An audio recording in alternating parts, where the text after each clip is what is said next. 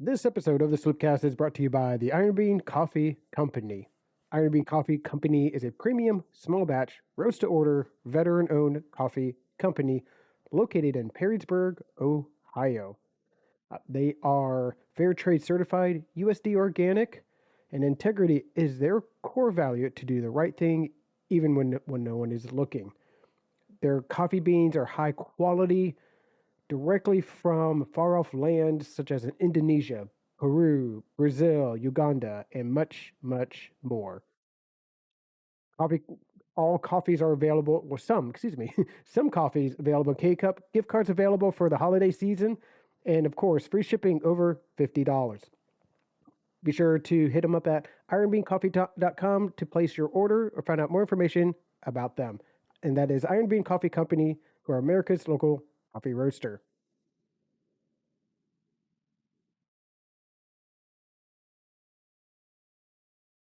What's up, YouTube? What's up, Sloopcats? How's everyone doing today?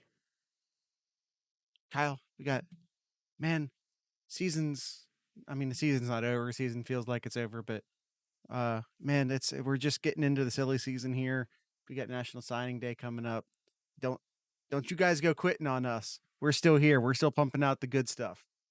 Of course, we're always here. We're here all year round. It's not just a fall thing. It's not just a fall and spring thing. Oh, and All year. we are changing things up come January. If you're a fan of us, you'll be a fan of it. More content you know what to do with. But yeah, stick around till January to find out what the hell I'm talking about. Make sure if you're watching this on the Buckeye Scoop channel that you're also following us over on our private our exclusive individual YouTube channel. I don't know. It's called Sleepcast. Make sure you're following us over there. All right, Kyle, you ready to start this thing? Let's do it.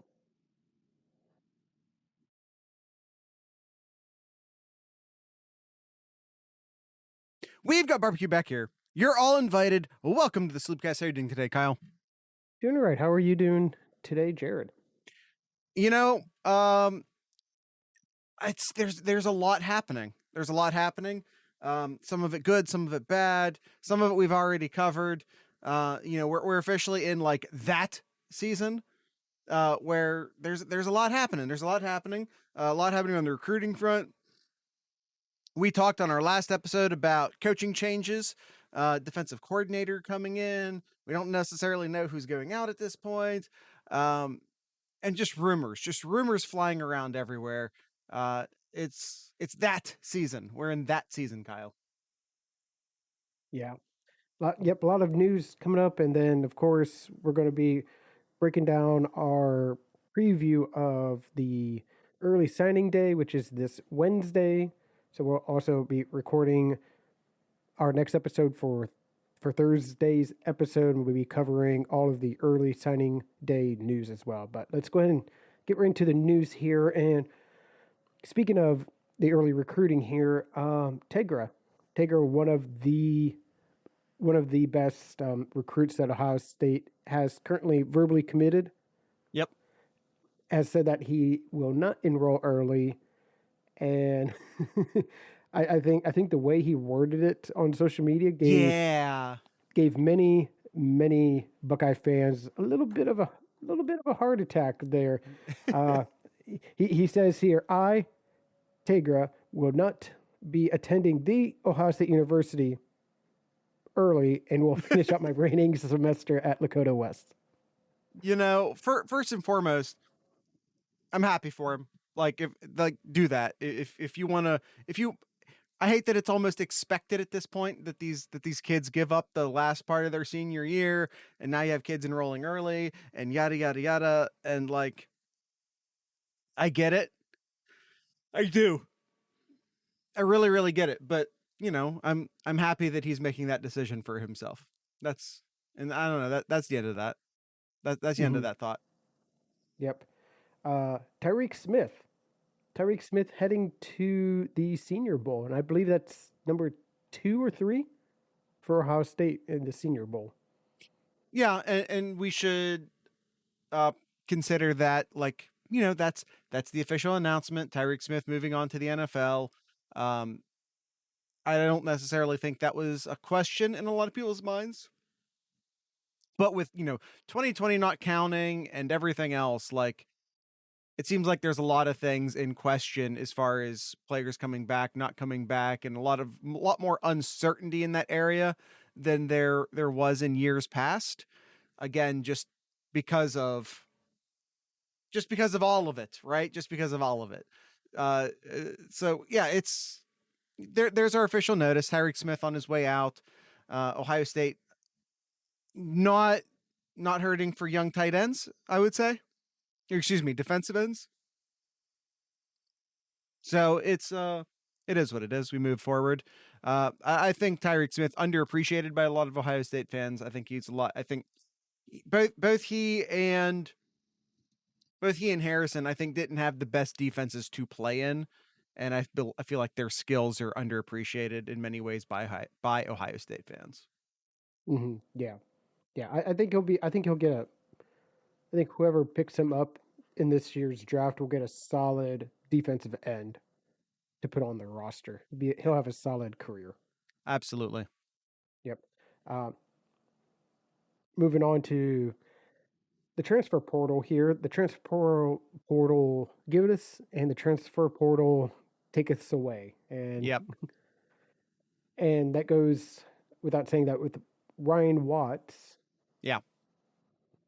Entering the transfer portal after just 2 seasons at Ohio State. A little confused here. Well, not confused. Just a little surprised to see Ryan Watts. Yeah. Put his name in the transfer portal.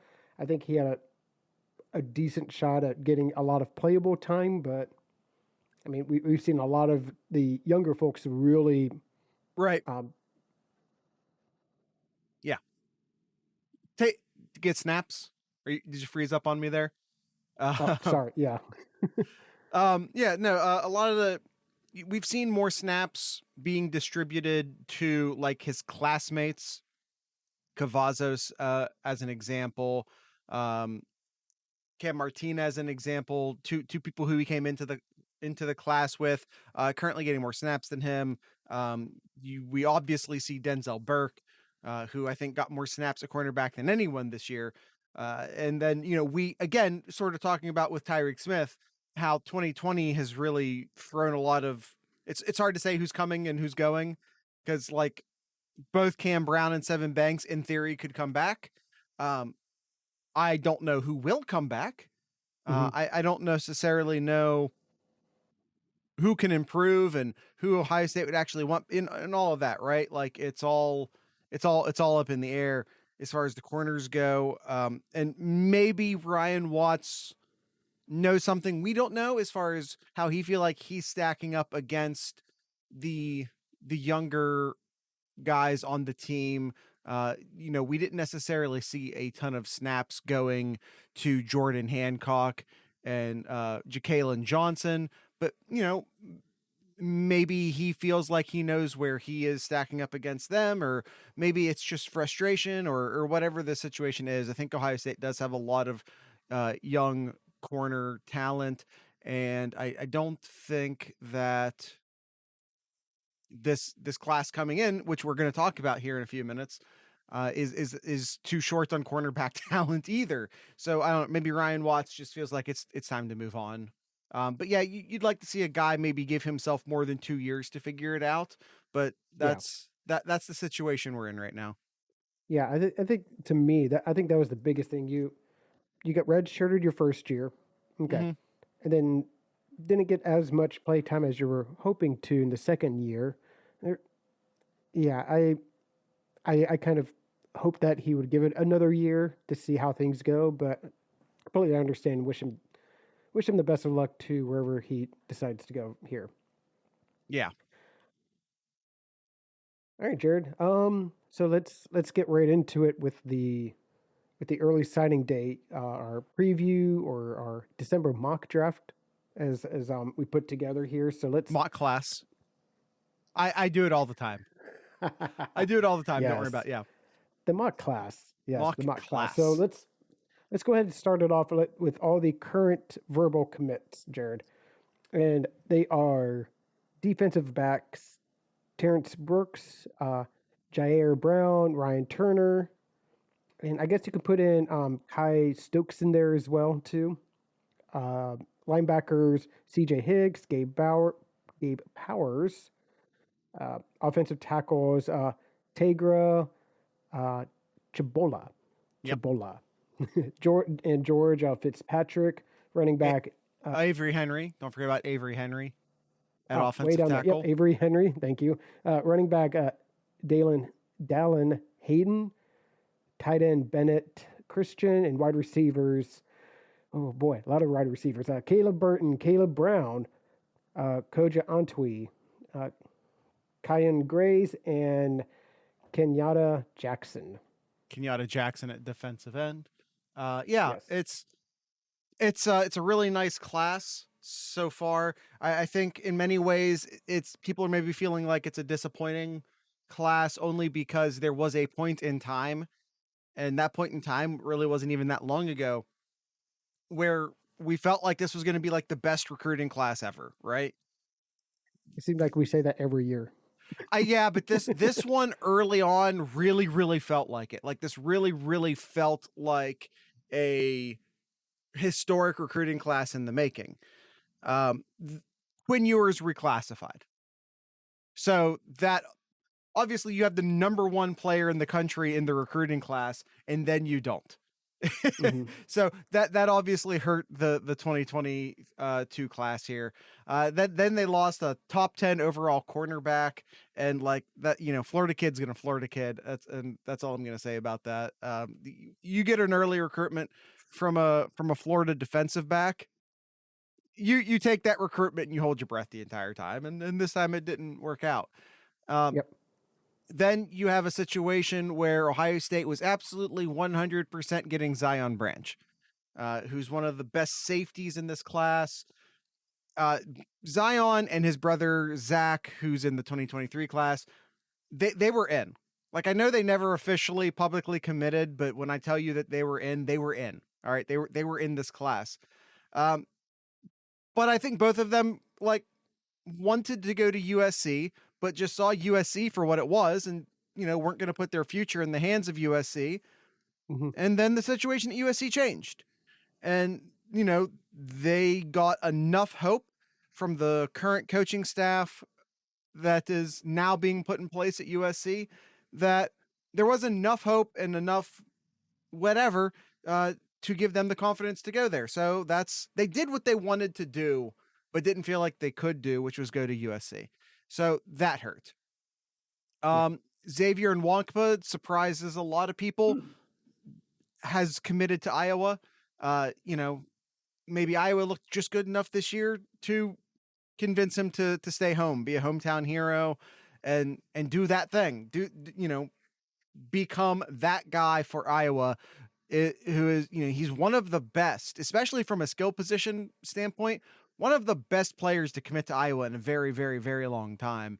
And, what happens if Iowa, a team that's always done a lot with comparatively little from a recruiting standpoint, all of a sudden, what happens if Iowa can start getting guys like Nwankpa, who is a top 50-ish player in the country, a high 4-star player? What happens when you can start getting those guys at Iowa? Does that change things? Or is this just a one-off case of the hometown kid staying at home? Yeah, no, absolutely here. And yeah, all the reasons that you said too, like this would have been a historic class, but coaching changes and other aspects that just beyond Ohio State's control that just changed the whole recruiting aspect here. But by the way, Kyle, still a solid class. Still, I mean, currently right now, 18 verbal commits for Ohio State, averaging 94.1, which, if I'm looking, is the second highest average recruit. 19. No, I'm sorry. You're right. 18. My bad. So still a very solid class, and it is still a significant separation from Ohio State, who's currently in the fourth currently fourth in the rankings right now recruiting, but I don't know who do we think that could sign on for Ohio State here. So we got 18 here.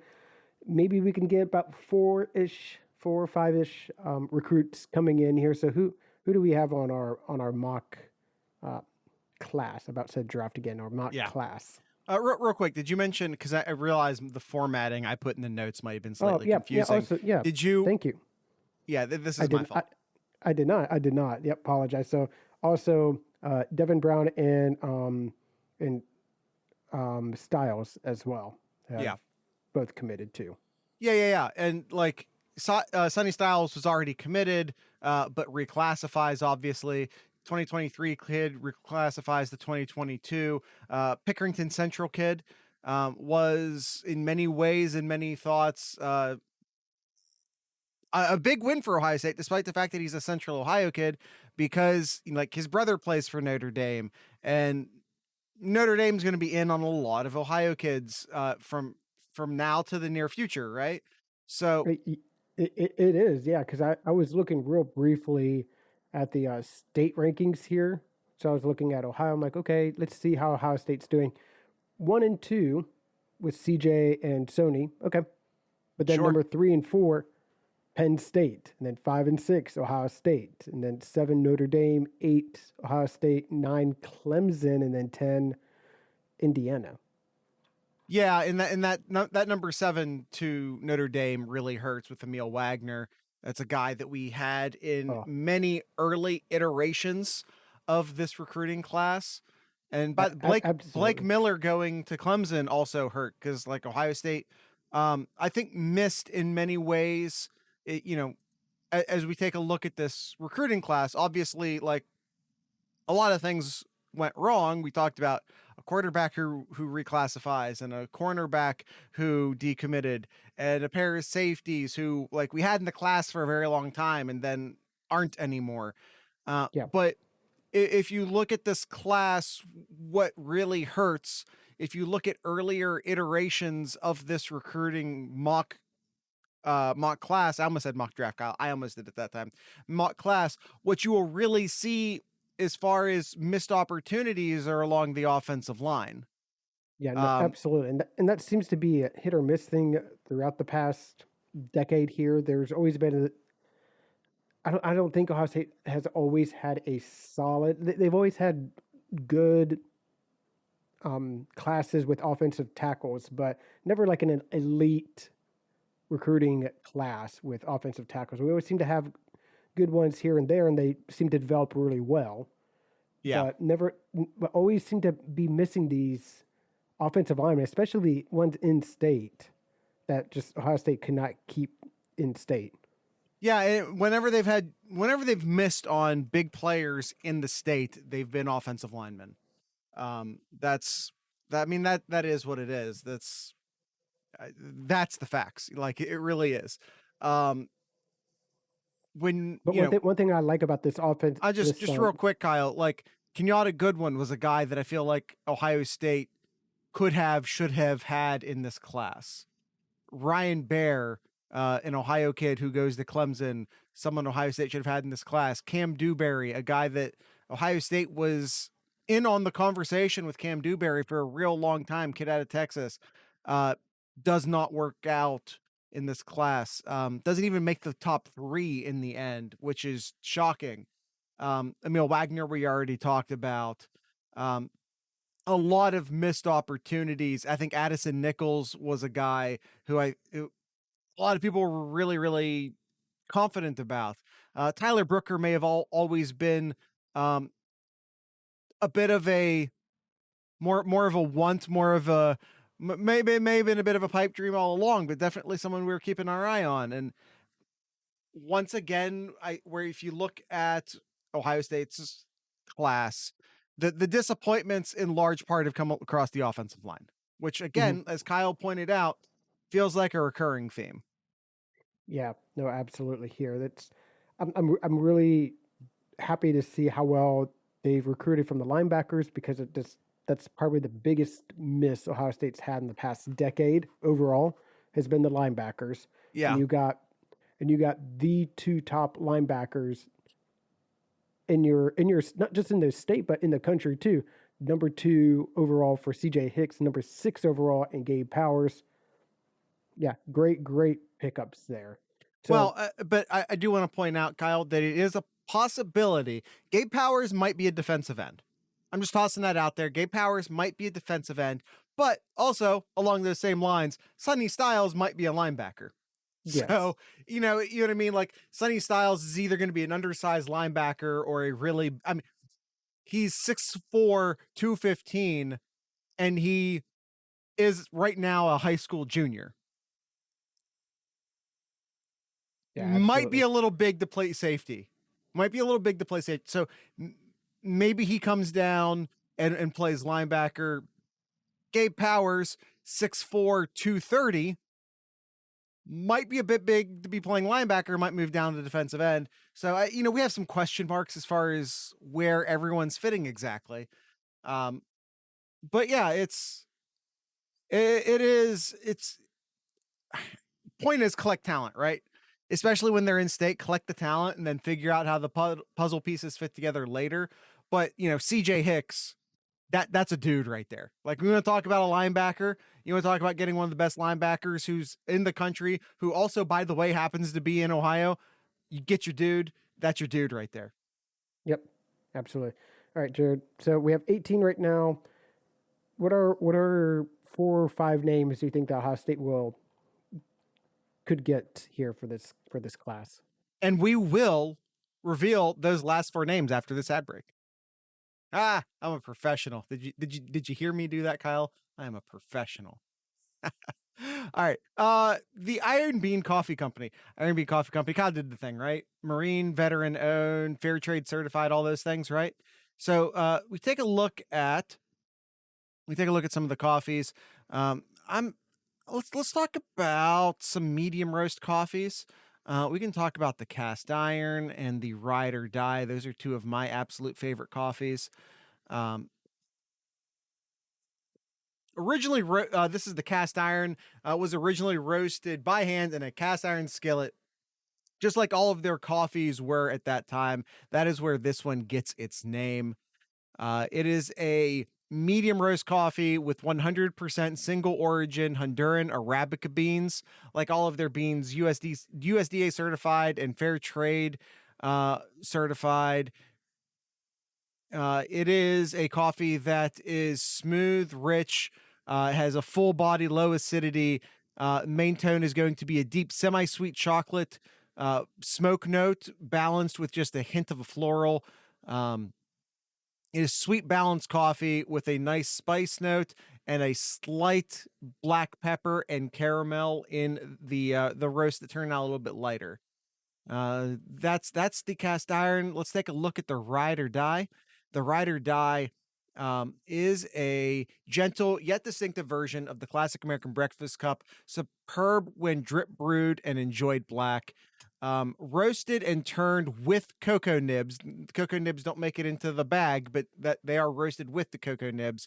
It is a Brazilian yellow bourbon coffee bean with superb smoothness and flavor. You'll find notes of caramel, hazelnut, and sweet cream.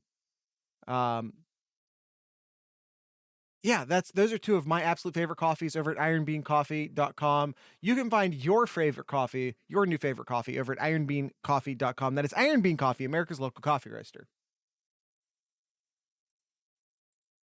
All right, Kyle. I've singled out 4 names. You said 4 or 5.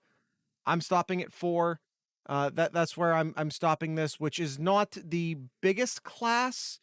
That would put Ohio State at 22, which is a pretty small class. So maybe there's some surprises coming, but as far as early signing period goes, I feel like this is it. And I think Ohio State might look to the transfer portal maybe for a couple extra spots, and I have at least one name there for you. But let's start off on the defensive side. Actually, 3 of these 4 names will all be defensive players. Number 1 on this list is Omari Abor. Was at one time a 5-star player. I believe he is quote unquote down to a 4-star, but point is that he's a 4/5-star. He's a very very high 4-star. You know, let's not get too worried about too many hundredths of a point here, right? An incredibly talented defensive end out of the state of Texas. He's a pass rusher. It was sort of going back and forth between Ohio State and Oklahoma, and Bama was in there, and a couple other schools are in there. But I think Ohio State's going to win out here. Lincoln Riley going to USC hurt Ohio State in some ways, but sort of helped push ABOR towards Ohio State in this case. So that'll be name number 1 that I fully expect to end up in Ohio State's final class. I'm also expecting all of these individuals to sign on early signing period during the early signing period. Both all of the names who we've already mentioned who are signing that are already in the class. I know that maybe Tegra isn't early enrolling, but he will still be signing on early signing day. As will Amari Abor, as will Hero Canoe. Hero Canoe was another guy who we were concerned about in the wake of Lincoln Riley going to USC. He is a California kid out of Santa Margetta. I don't know. Catholic school in California. I was doing real good pronouncing all the names until right then I blew it. Just outside the top 100 overall players. A defensive tackle by all means, giving Ohio State some needed depth in the defensive tackle room. Really a position of need for Ohio State right now. An incredibly talented player, like I said, just outside the top 100 overall players. Ohio State, I think there's a bunch of defensive tackles who could have made it into this class. Chris McKellen, I think, is a guy who's not going to make the final class. I think he's going elsewhere. Dominic James, a guy who I don't think makes the class, will end up elsewhere. But I think if Ohio State can finish off their defensive tackle class with Hero Canoe and then Cayden Curry. Cayden Curry, who, by the way, might be a defensive end. Here's another one of these tweeners, Kyle. Another one of these guys who might end up in one of two places, right? He might be a defensive end. He might be a defensive tackle at 6'3", 250 out of Greenwood, Indiana. Cayden Curry, either just inside or just outside the top 100, depending upon who you're looking at. One of the top players in the state of Indiana. A real weird situation with Cayden Curry because he's a guy who I've had in Ohio State's class, 100%, almost 100%, 90% in Ohio State's class all year. It feels like for a solid 12 months, I've basically been counting Cayden Curry in the class, and I've never wavered on that. I felt that way the entire time. It's just and I respect it. I respect it just being I'm not actually going to commit. Well, I mean, more confidence too. I mean, Bill Kurrick and Steve Wiltfong put their crystal balls in just recently too. Was it just recently? Yeah, we had Bill Kurrick this Sunday actually put his in. Okay. And then Steve put his in about 3 days ago. There you go. But like I said, for what it's worth, I've had him in the class for near 12 months or maybe 12 months. I've just never even been even semi-doubtful of that. It's just weird because you've had him right there the entire time. Yes, all right. Absolutely. The last player I am adding to this class is Carson Hinsman. This is a unique situation. One, because he will be, at least by the way the positions are currently labeled, and we've already discussed how, maybe this guy gets moved here, maybe this guy gets moved there, but based off of current positions, will be the lone interior offensive lineman in this class. Now, maybe after the early signing period, Ohio State goes and they find someone else, but I just don't have a name I'm confident enough to put forth there. I really feel like losing out on Ernest Green was a huge loss for Ohio State. There were some other interior offensive linemen who they were kind of in on, but never really felt necessarily great about.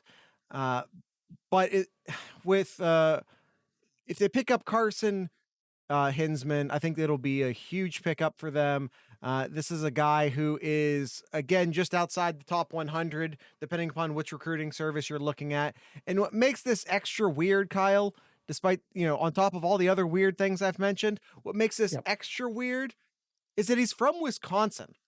How often do you go into Wisconsin and steal an offensive lineman? You have a pretty highly ranked offensive lineman out of the state of Wisconsin, and Ohio State looking like the favorite to get him. That's a weird, because as far as like building a wall around the state of Wisconsin, you'd figure an offensive lineman be the last person to slip out. And it's not because Wisconsin doesn't want him, because they do. This is a two-man race. Of the 4 names I've added to this list, of the 4 names I've added to the class, he's the one I'm least sure about. I'll say that, because Wisconsin still absolutely has a fighting chance here. If he ends up going to Wisconsin, I won't be shocked, but I am giving Ohio State the edge right now. Yep, absolutely. All right, cool. So yeah, that's 22 players. That's 22 players in our December mock, and of course, tune back again with us on Thursday as we go over the early recruiting period and talk about the wins and losses for any of the hot topics that come up here. So bonus here, Jared. Yep. Talked about the transfer portal at the top of the show. Yep. The giveth and the taketh here. Strong consideration for Ohio State to get a transfer coming in here, and by the name of Austin Stogner, a kid out of Oklahoma, who's looking like going to be coming to Columbus here. Potentially, maybe. Yeah. Ohio State appears to be the favorite landing spot for Stogner right now, or maybe it's Stogner. Kyle might be right. I don't know. But yeah, highly ranked tight end. Ohio State obviously going to, lose what was one of their best defensive ends of all time. Will be exiting the class, or exiting the team rather, here in a couple weeks. So going out, getting another Oklahoma kid, which, if he turns out nearly as good as the last Oklahoma kid that Ohio State stole from the portal, then that'll be a pretty good sign, right? But yeah, Ohio State, this is the lone person who I'm willing, if we're sort of extending the mock class into the transfer portal, Stogner's the lone guy who I feel confident enough to place in the class right now, but kids are entering the transfer portal every day. So don't think that this will be, don't think I'm saying it's only him. I'm just saying he's the only one I feel confident enough in right now. That's where I'm landing as far as that goes. So Kyle, that as Kyle pointed out there, that is a class of 22 plus 1. And then I just want to state that, like, after things change after the early signing period. So maybe there's another name or two that Ohio State ends up adding to this class. But I just don't have enough confidence in any one given name to put them in the class at this time. There's a few names you're watching. There's a few names that might come out of nowhere, but for right now, these are the names I feel good enough to put into the class. All right, sounds good. All right, we're going to move from the gridiron to the sloop hoops here, Jared. The hardwood, from the gridiron to the hardwood. Absolutely, yeah. Ohio State with a big victory over Wisconsin, 73-55 this weekend. This was Ohio State's Big Ten opener. I can't. Maybe not. Either way, it was a big Big Ten opponent here, just to really see how Ohio State was going to handle after beating Duke, and see how they are able to handle it from there. And you know what? It's amazing. It's amazing how well you look when you don't have that many turnovers. Yeah, I feel like Ohio State is starting to put it all together, right? Because despite the fact that this is a pretty old team, and it is, there's a lot of experience on this team. You do have a lot of experienced players, sort of playing together for the first time. You bring in Wheeler, and Wheeler is starting to become a real big contributor to this team. Um, not necessarily from a points perspective. He scores 9 points here, but he also has 5 assists and continues to be a great asset defensively. Um, and then you mix that together with some of the returning Ohio State elder statesmen in EJ Liddell and Justin Arns, and then of course Kyle Young. Don't forget about Kyle Young. Jeez, he was a monster. He was a monster on the board there. 14 rebounds for that game. Just absolutely just in that paint there, and that was just a big thing on why Ohio State was able to really outperform Wisconsin here. They limited Wisconsin to only 5 offensive rebounds. So Kyle Young really getting it done in the paint. 49-28 total rebound split. 49-28. That's devastation. Wisconsin, like we see Wisconsin do sometimes, was really trying to lean on the 3-pointer, and early in the game, it really looked like it was going to work out for them. They jumped out to what I believe was maybe about a 10-point lead at one point. Early in the game, it was one of those situations where you feel like maybe this isn't going to be Ohio State's night, when a team like Wisconsin can get hot behind the arc and you know what I mean? Like it kind of felt like one of those games. And then they cooled down. Like they were making shots. They were making 3-point shots when they were covered, when they were too far behind the line. They were hitting all the shots. It like I said, it really felt like it was going to be one of those nights. And then they cooled off and they end up finishing the game at 23% behind the arc. Which is not a winning formula for Wisconsin. And of course, when you're that dependent upon the long shots, that makes it all that much harder to get those offensive rebounds. As Kyle pointed out, that, only pick up 5 offensive rebounds the entire game, and just like Ohio State completely devastated Wisconsin as far as the total rebounds. Yeah. So like I said, Ohio State falls behind early, comes back, builds a nice 10-point lead, and for the most part, sort of maintained that 10-ish point lead for the rest of the game. They end up, like I said, finishing the game at 73-55. But this is another great performance of Ohio State. The older players figuring out how to play together. Zed Key coming into his own, becoming like, a crucial, a key player. There, I said it.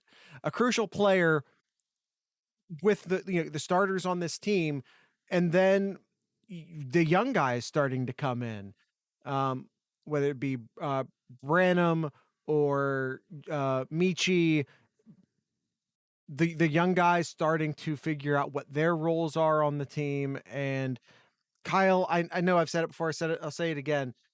I feel really, really good about this team, the way they've sort of come together already.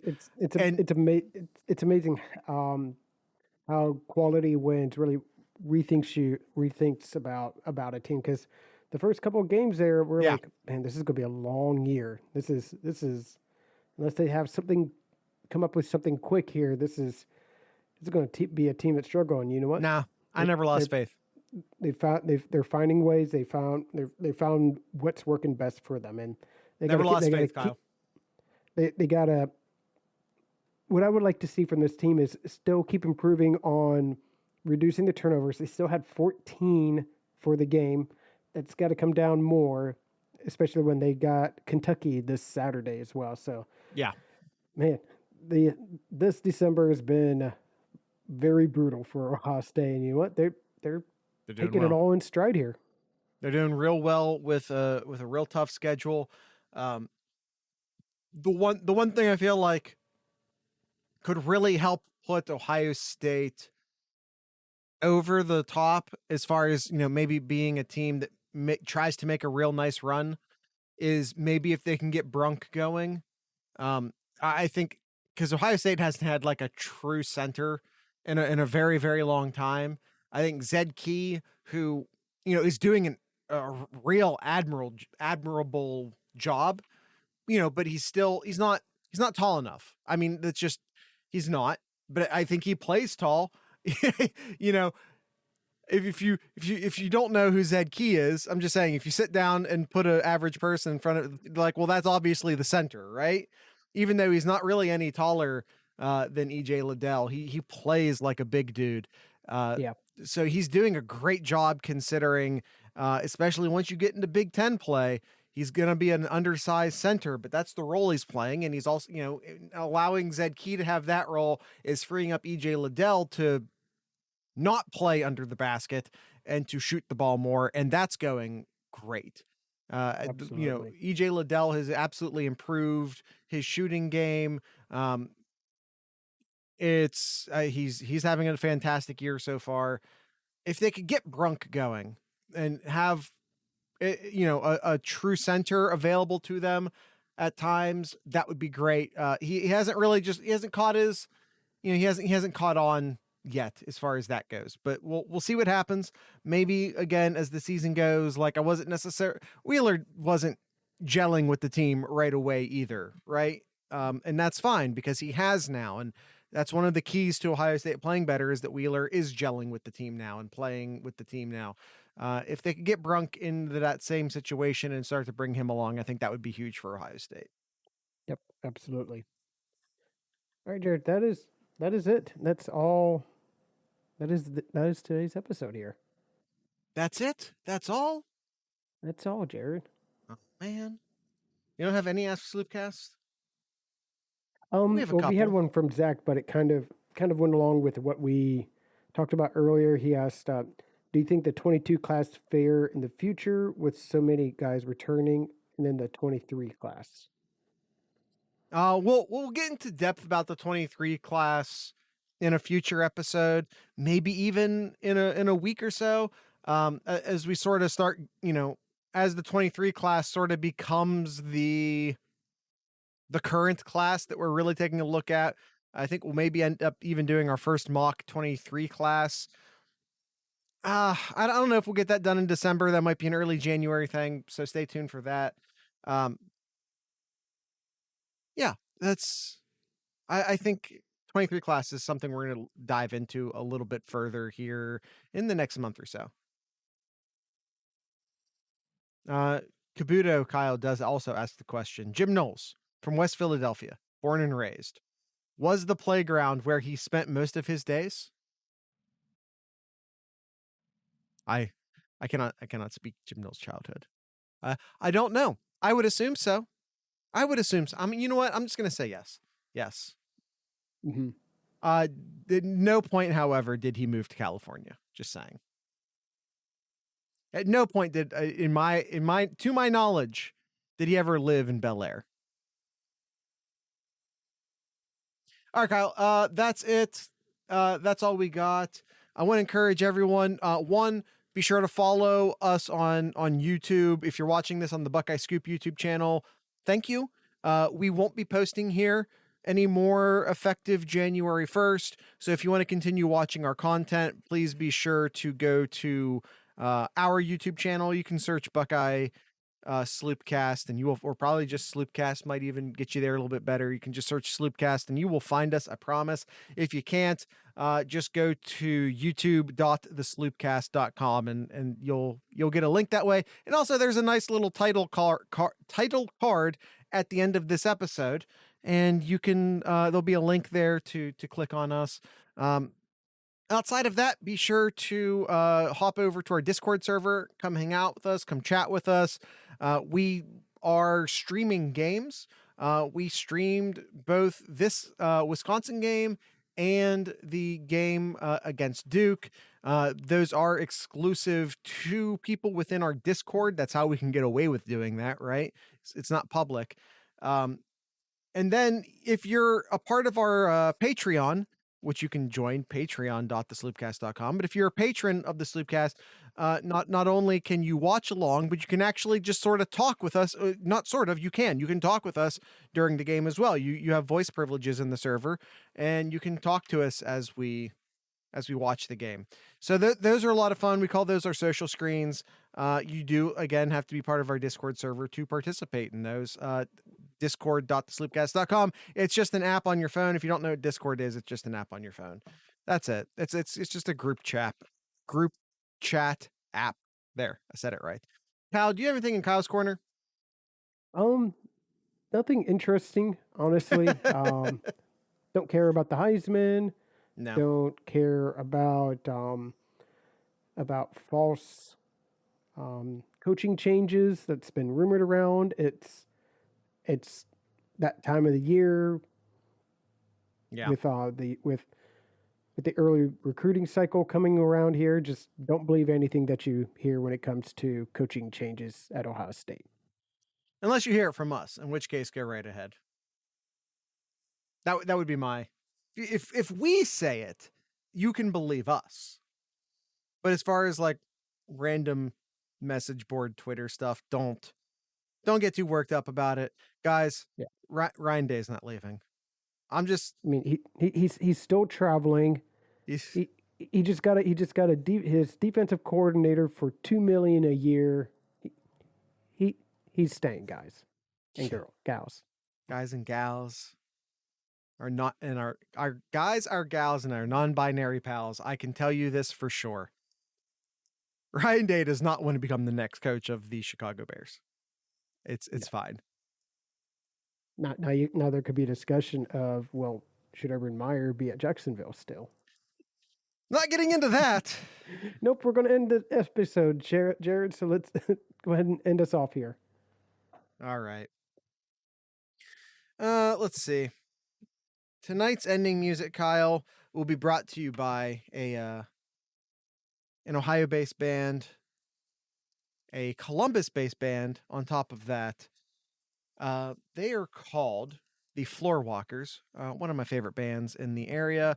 So make sure to stick around. If you're listening to the audio version of this, make sure to stick around and listen to the Floor Walkers. Though they might already be playing underneath me, depending upon how I edit this. If you're listening to us or watching us on YouTube, there will be a link in the show notes where you can watch and listen to this song. So please be sure to do that. So with all of that being said, Kyle, I want to encourage everyone to drink local beer, listen to local music, and of course, support your local podcasters. Once again, this is the Floor Walkers.